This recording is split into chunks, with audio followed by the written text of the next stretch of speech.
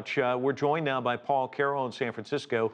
He's a senior advisor at the nuclear consulting firm N Square. Paul is an expert in a broad array of nuclear weapons issues, including international programs and treaties.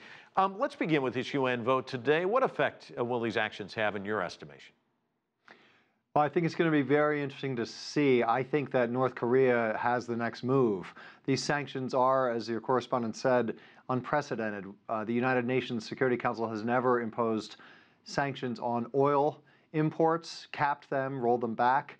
Winter is coming, although it's still early September here. The winter will be very telling.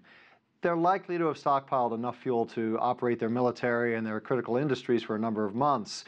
But North Korea will not simply ignore this. They may do something directly provocative. I think that's unlikely, though. I think that they may do something a little more creative, if you will, perhaps in the cyber realm. But the diplomatic channel, I think, if we don't see some real diplomatic action in the days and weeks ahead, we may be headed in the wrong direction. Yeah, well, you heard the ambassador from China saying negotiations start sooner rather than later. Is that likely? Well, I would like to think so. The optimist in me says it is likely. The North Koreans don't really have many more cards to play. The members of the Security Council, in particular the United States, we have more flexibility. We have more moves to make than the North does. The North is going to react to this in some way, and one of those ways may be an overture to talking. It seems like we've seen more and more missile tests than ever before, as you keep seeing more and more sanctions. I mean, as Leland mentioned, 8th round. I'm reminded of an op-ed piece in the New York Times back in January 2014. It was from an Iranian-American filmmaker, and it was about sanctions aimed at Iran and its nuclear program. It was titled, "In Iran, Sanctions Hurt the Wrong People." Wouldn't that also be the case for people struggling to get by in the DPRK? I mean, is this really aimed at the people in leadership? You're absolutely right. There's at least two things sanctions are designed to do. They're designed to punish and be a penalty for bad behavior.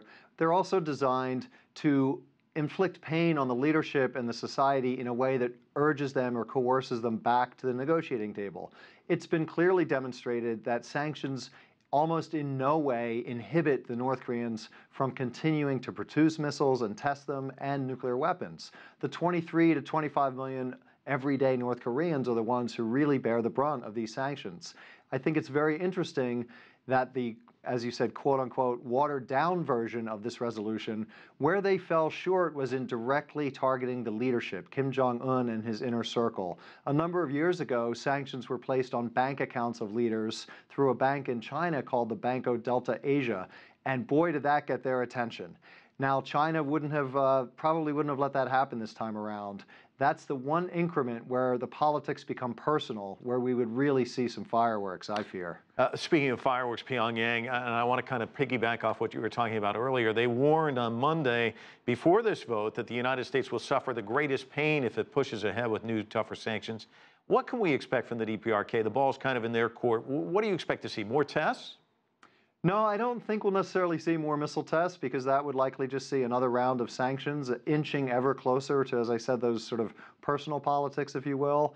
I think we may see something in the local areas. As you recall, several years ago, the North Koreans sank a South Korean military vessel. They have shelled islands, disputed islands between the North and South Koreans.